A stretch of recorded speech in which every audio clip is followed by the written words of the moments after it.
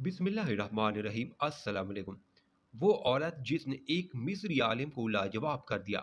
एक मिस्री आलिम का कहना था, मुझे जिंदगी में किसी ने लाजवाब नहीं किया सिवाय एक औरत के, जिसके हाथ में एक थाल था जो एक कपड़े से ढांपा हुआ था।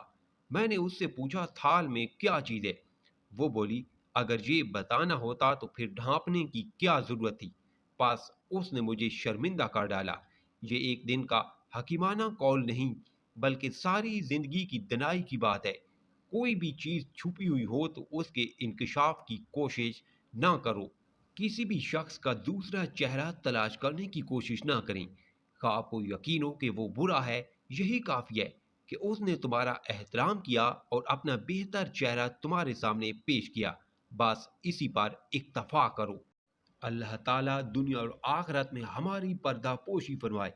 वरना जितने हम गुनाह करते हैं, अगर हमें एक दूसरे का पता चल जाए तो हम एक दूसरे को दफन भी ना करें। जितने गुनाह हम करते हैं उससे हजार गुना ज्यादा करीम रब उन पर पर्दे फरमाता है। कोशिश करें किसी का ऐब अगर मालूम भी हो तो भी बात ना करें आगे। कहीं आपकी वजह से उसे शर्मिंदगी हुई तो कल कयामत के दिन अल्लाह पूछ लेगा, जब मैं अपने बंदे की पर्दा पोशी करता हूं तो तुमने क्यों पर्दा फाश किया। वीडियो पसंद आई है तो लाइक और कमेंट करें, चैनल पर नहीं हुए तो सब्सक्राइब जरूर करें।